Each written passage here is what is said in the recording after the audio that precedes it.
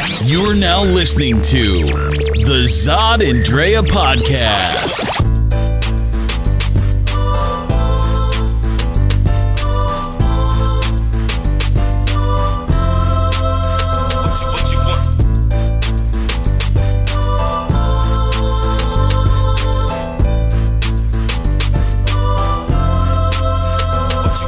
Yo, what's up, people? Hello, everybody. Hey, we are back with another podcast coming to you on Tuesday, February 28th. God, man, it's the last day of 2017's February already. Can you believe it? 2017, 17 years into 2000. And boy, has it been nonstop. Yeah, so we've been going nonstop as usual. This last week, I can't believe it's been a week since the podcast. The last podcast, it's bugged out. Every time we turn around, it's something new. But we've been going around doing all kinds of, events around the community and setting up meetings, of course, doing what Zod and Drea does. And also, shout out to ACTC, the AC Theater Company here in Phoenix after the block party they put on for 21 Chump Street. Fabulous party, fabulous show. Congratulations, everyone, to a successful run. It was a really great run, and performing as the Zodiac over there and having the 21 Chump Street crew perform with me. Go to www.thezodiac.net. I think I posted a blog. If I didn't, then go to Facebook and go to the Zodiac 1. I definitely posted some pictures there, but no, it was a really good thing. So, what are we talking about? What are we going to talk about? What are we seeing? My gosh. Well, first, we finally got some of our movie viewing done this week. Yeah, we did. Yeah, and so which one do you want to talk about? No, we're going to talk, if you want, we can talk about both of them. But I kind of like both, yeah. Yeah, we wound up seeing John Wick, Chapter 2. And there's a review online on the Zod and Drea website. And also, we got to see today I Am Not Your Negro. the James Baldwin documentary that was really good. We got some things to talk about that also. So, we might as well bring both of them. But, Drea came up with a really good topic. And you want to tell everybody what your new topic is for this podcast? What is the new American dream? Uh-oh. Right. We all been told and been sold on this story of what the American dream is, but now that reality's kind of kicked in, what is it now? Yeah. What does that look like? So that's what we're going to come up onto the topic on the second half of the show. Think about that for a minute, because we're going to want you to, tune in and give your feedback, of course. But, what is the new American dream? Right. And what does that mean to you? Yeah, because we know what it means to other people, but we're going to want to talk to you about that and see what it comes in. But let's get into this. Let's begin. All right, so let's talk about the first movie that we saw. Okay, John Wick. Okay, John Wick 2. So Chapter 2. Chapter 2. So did you want to go through it? Well, it's pretty simple. So, if you guys seen the first chapter of John Wick, he's just a simple guy living the retiree life of an assassin. Yep. Trying to just, live a life with his lady and his dog. His lady ends up dying, and he ends up getting a little puppy to kind of help him through the times of mourning. And in the first chapter, they are trying to bring him back in it. Yeah, and they killed his puppy. I know. I'm really traumatized by that because it's really it's a cute pup. It's a cute pup. Everyone's like, okay, now we have a reason to hate these guys. Because you killed the dog and you stole his car. And he was cute and stole his dope ass car. So you had to pay. Mm-hmm. So he got vengeance and told everybody, "Look, I'm out. Leave me alone." But he's John Wick. He's the awesome assassin. So the second chapter is the continuation of his struggle to try to retire. So of course, John Wick had done his thing in Chapter 1, which is played by Keanu Reeves, and all he wants to do is just let me just bury all this crap again from Part 1. All my guns and everything. I'm retired. Mm-hmm. I'm done. But it come to find out that you can't come out of retirement that easy and then go back in. You have to do a job. There's for the still person some debts unpaid. Some debts unpaid, so you got to go in and you got to represent. He's a very stubborn guy. Does not want to do it. He doesn't want. He keeps telling everybody, "Don't make me go there. Don't make me go back. Don't bring out the Hulk." Just got my car back. John Leguizamo's about to fix it up and buried all my crap, but They want to blow his car up. I mean, blow his house up. Yeah, instead of the car. It's like the house. The beautiful house is gone. But the puppy survived. Yeah, so he has a new dog, cute dog, and he survived. I think it's a pit bull. Yeah. After that, he's just rained on. His, fire people are like, oh man, John, what's up?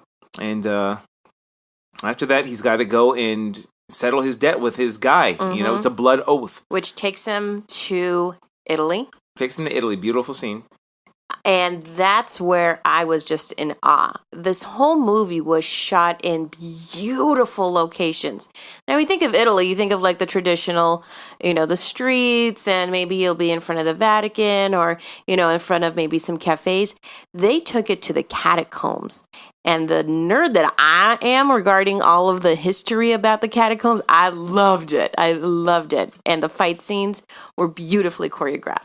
I mean, I got to make sure that those were the actual Italian catacombs. Look, I think it were. I don't know. So they go into the old areas, underground club scene, and he does his job, the job that he was assigned to do, sort of. Mm-hmm. What's funny is it's a sort of. Right. But he's got to take the credit for it because he's got to get this thing off his list. But when a rapper like Common is on your ass, it's hard to get him off. And that's when all hell breaks loose between him, Common. Common in this movie is an assassin also. Right. Which he was in one of my favorite fight scenes in the subway in New York City. Yeah, so this one gets all the way to New York, coming back. And John Wick has to fight his way out of everything. By the end, he's killed probably like 100 people. Easy. Rose Royce of Orange is the New Black fame, and now she's like really doing her thing in movies.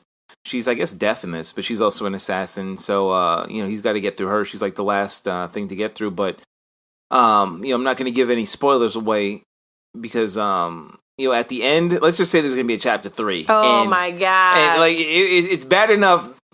Like damn near the entire country is after you, but it just extends from there. And poor John Wick, he just wants to retire. It does. But one mistake will get that ass. Mm-hmm. And the whole lesson to learn in this movie is rules. You got to follow the rules. Oh, I know that was, you've just got to see it. And there are the rules to the game, even though it's a vicious game. Mm-hmm. It's still a gentleman's sport. And you're right. There's consequences. If you don't follow the rules, then you get dealt with. Just like in anything else in society, but even in a deadly game of assassins, just know where to fight, know where not to fight, know when to kill, know when not to kill, and who you owe. Go see it. So go see John Wick 2 if you can find it. And now, today, we got to finally see I Am Not Your Negro, which was something we had tried to see the last couple of weeks. I know. It's in one theater near the area, so that's one thing that kind of sucks. It's like, come on. Yeah. Phoenix, get your stuff together. Why is it going to be in one theater? So this is a documentary about, based on James Baldwin, and what I found out about it is a lot of pieces of it are his unpublished pieces. So this guy, I forgot the director's name, but he went through a whole bunch of things, and so he got things from some of his books, Go Tell It on the Mountain, and some of the other things, the Giovanni book, and but a lot of it was unpublished stuff because he wanted to write something about Medgar Evers, Martin Luther King, and Malcolm X, because those were his three friends, and they had obviously been all shot and killed. Basically for raising a fuss. Mm-hmm. So, this is the premise of the movie, and it's a whole documentary, well done, really well written. It's in James Baldwin's own words. Mm-hmm. The whole thing is in all his words. So we're talking about a man. He died, I believe, in 87. So he died in really? 88. So he died in 87. So it's really interesting to find out that, these are all his words. A man who's been dead this long, a movie comes out that is nominated for an Oscar. And how those words still resonate to this day. And that's it. Like, it really, like, watching it, and like Drea said, here in Phoenix, okay, we're in Phoenix, Arizona. Now, there are plenty of Black Latino areas, this is called I Am Not Your Negro. It's very race-based, very race-based, based on James Baldwin, what he had seen in, I think the 30s, 40s, 50s, whatever, moving on up. And we're talking about black versus white mostly. This is what mostly it is about. And it is being shown at one of the richest malls in most affluent areas of town. In the middle of Scottsdale, Arizona, and it's the only place in Harkins that is being shown. And it's not even being shown at like the AMC's or any of the other movie chains, which again surprised the hell out of me. Like, come on, why wasn't this in downtown? Why wasn't this in even the student areas? Why wasn't it in Tempe Arizona Mills? Exactly. Like I don't some, understand. Valley Art Theater, something, some of the independent theaters that are around here.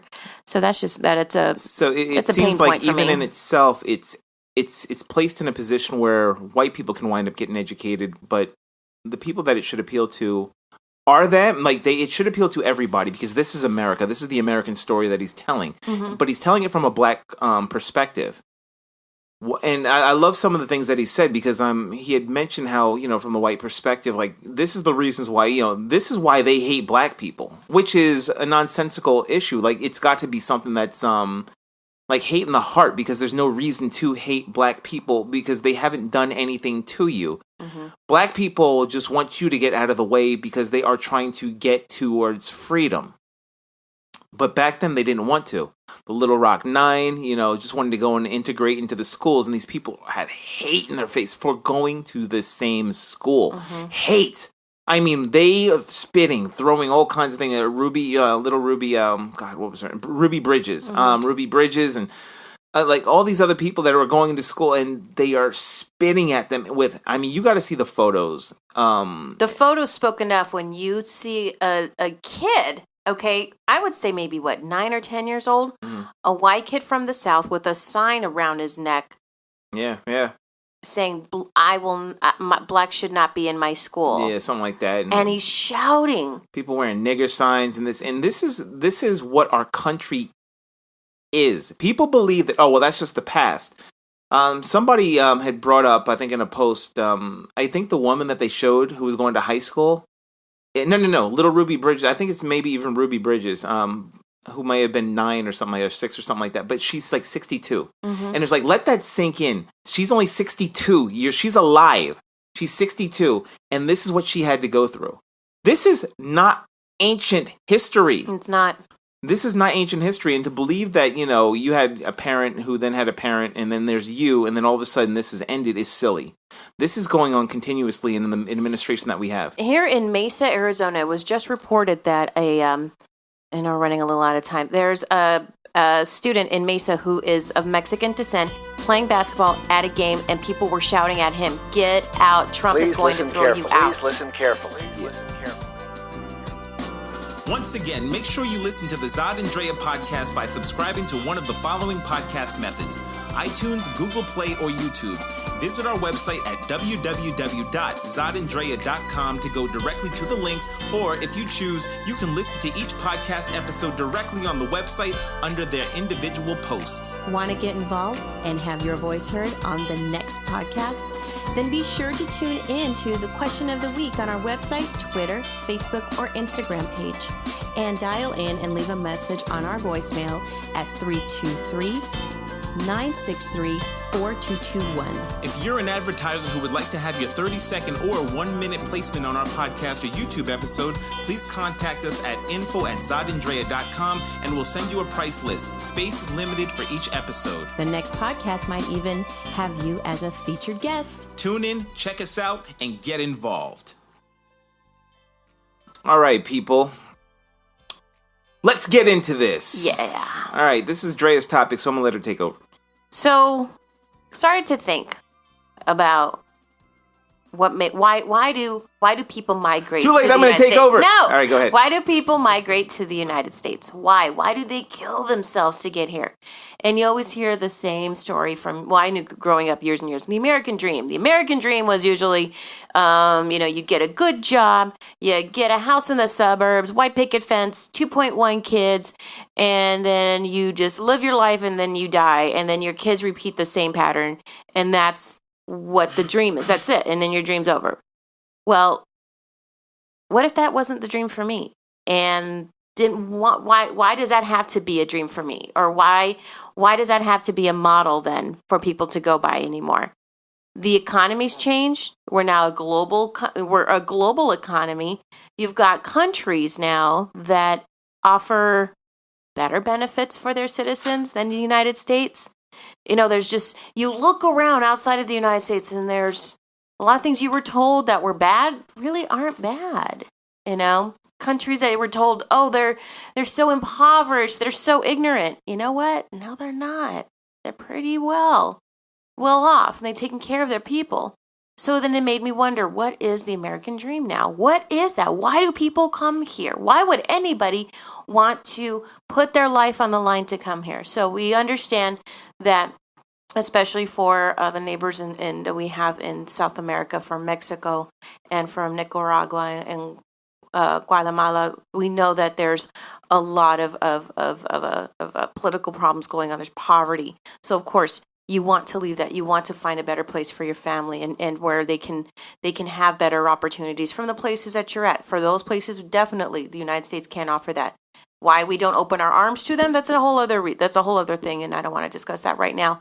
But comparing the United States then to other countries right now on how they treat their citizens and the benefits they offer them, I thought it'd be interesting to have that kind of discussion. So, what did you find? All right, so the topic is, what is the new American dream? But of course, I went off on a tangent. Yeah. So the topic is, what is the new American dream? So from what I'm seeing, when I was younger, and my parents went through this. So my parents are older; they're elderly. My mom worked in the school system for 50 years. Mm-hmm. She was a school teacher for 50 years. My dad was a principal for who knows how long, but he was an educator also for a long time. Age 66 or whatever, his retirement, boom, he retired, he was out. And they're both retired now. Mom retired a little bit later because she just loved what she did. That was how we grew up. You went to school for a certain amount of time and you got your education, you go to college, and after that you get a job and you work for 40 years for the same company, and then that's it, cash out, you retire. You're like 65 and you retire, and now you get to live your life. And it's changed, even from that. So we're Generation Xers. And it for us, it was like, okay, we want to carve our own niche. And I mean, one of the things that I did was, some of us, don't go to school. They don't go to college at all. It's like, right. Some don't even graduate high school. It's too hard. But some don't even graduate college. Like, I didn't graduate college. I'm going to go back, though, for everyone listening. So you wind up either going to a trade school. Some go to a trade school. Some go to the tech schools. Mm-hmm. It's a different type of dream for what you're looking for. And you have to try to find the common denominator now. So what is the common denominator? People still want to have a family, usually. They want to be supportive of their families, and they want to be able to take care of them money-wise. So they do want a job. But if you ever notice the difference between having, I started at the mailroom and now I'm the CEO, that doesn't happen often anymore. No. What people do now is especially in the tech world, tech has now taken over, where they carve their own niche. I mean, what I did was I started a website graphic design company that's now expanded into photography. And that's what I love to do. I'm one of the lucky ones where at age 22, I was able to do that. Parents were very supportive. They were like, oh, go ahead, Brent. And I was working in insurance at that time. People now, yeah, sure, they want the wealth, but I think some people, there's certain pieces of society that want to take a shortcut to that wealth. It's like, I'm going to do whatever, and they might do crime, whatever, but that's always been there. Crime's always been there. Al Capone, whatever, they didn't want to work from 9 to 5. But then there are other people who are in that, in that old school mind state where it's, oh, well, he brings home, the bacon and I cook it and all that. It's flipped now, where now she brings home the bacon a lot of times, and the man, he cooks it. He's the one staying at home, taking care of the baby, whatever. For other people, sometimes it's a full-time job looking for a job. It takes a long time. The American dream for us Americans that are young enough, and for probably the people that are even like way younger, 20-something, it's a different. They're not even, some of them aren't even thinking about kids. They're not thinking even about retiring. Yeah. Like, what's that? What? Like, right? No, they're thinking about, what? And if they do, they're like, oh, by the age 35, I want to retire and I want to be living on an island, but whatever. They're thinking way younger. They're changing the system. It's no more picket fence. Yeah, they want to live nicely, but they also want to be like, yo, I want to live in Manhattan in a nice apartment, then in Brooklyn or something like that. Or, I want to live in this type of, cozy living, or I want to go backpacking around Europe. I want to live in New Zealand. I want to, it's the American dream now is completely different from, Archie Bunker. Mm-hmm. So is there even one standard dream, like slogan really anymore? Because that's pretty much what it was, like a little slogan. I would say that there is an American dream, but the American dream now are for those who aren't born here. Mm-hmm. There's still an idea of an American dream. And that's what I think that people look forward to coming to the United States. You have people risking their lives to come here. You have people who come here for an education, overstay their visa, and just lounge. They're like, yo, we're going to just chill out and, reap the benefits of whatever. So, they come in here and, those are the people you need to believe. Don't look at just the undocumented people. It's like almost like just blaming one group of people for all your troubles when, nobody's taking your job. No one's taking your job. Mm-hmm. So that's not that. Whatever your American dream is as a natural born American, it's like, oh, you know what? I want to do this and I want to run my own trucking business, but damn it, that Miguel, he keeps on coming in here and washing dishes. Like, I don't know what you're talking about, dude. Miguel ain't taking your He's not taking your job. Miguel and Guillermo are not taking your job. Trust me. And man, we can get into that, but because it is part of the American dream on what immigrants believe. So, I mean, what do immigrants find the American dream? I think they believe in some of the old school fashion that you come to America, you can make it. You can survive. Wherever the hell we just came from, that was some shit. Mm-hmm. But now we can live, we can survive, and not even get rich. We can survive. Mm-hmm. Right? They don't bust their asses out there in those, fields to, just to be in the status quo or to try to, or even to try to, I can't wait to get that McMansion, then I'm going to get that big house on the hill. They don't think like that. A lot of times they'll send money back home for their families, and they just want to live on what they live in order to pay their taxes, whatever. They just want to live. Mm-hmm. They just want to survive. To build up something better for their next generation, for their children. Exactly. Always. That's always the goal. They don't want to take your what is it, your golf club, your country club memberships and stuff. Screw that. Like, please. They have more important things in life to spend their time and money on, and just stop hating. But yeah, so if you look at then, what is that goal for us? What is that American dream like for you and I? And it's funny because if you look at America for what it is, and, the one thing that America always does, Trump's whole mantra, make America great again, as if it's not, and, he comes around and now it's going to be great again. The one thing that people have never asked him is, when was it great? At what point was it great for everybody? Because blacks were enslaved, the Japanese were detained, the Native Americans got slaughtered. Latinos are being segregated. Muslims are being banned. So I want to know when in history America was great. The only people that it was great for were white men and next white women. So it was great for them. So when was it great again? I mean, if you're going to go to the days of my three sons and shit, then we have something to problem. We have an issue, and that's when hey, we never got our 40 acres and a mule. So you always had that. White people always had that. They were able to do that. Over on CBS News, we were taking a look at just healthcare systems. So what about in healthcare? Maybe America is great at healthcare, and we're not. According to I guess it's Legatome Institute, which is the London-based research institute, it released its 10th annual Global Prosperity Index in November. This is last November, and you can actually find out the article, which was posted in January on Business Insider. And they measure by three key components, and the country's basic mental and physical health and health infrastructure and the availability of preventative care is what they take into account. They did the top 16 countries, and guess who was not top 16 in health? Oh, gosh. Yeah, I wonder who. Mm-hmm. I checked out on Bloomberg in 2014, and out of 55 countries, America came in 50th in the healthcare system in the world. and how much money is being spent. And people are complaining. It's nuts. It's crazy because you know what people are also doing? They're saying, oh, well, Obamacare, Obamacare hasn't affected you one freaking bit. And for the people who were complaining, they were like, oh, well, the ACA is cool, but they didn't know that it was the same damn thing, number one, and that's why they're freaking out now. Mm-hmm. But number two, just because you got to pay a little bit of a fee, that much of a little bit of a sacrifice for the entire country to have a health system, you're unwilling to do it because it's like, you know what?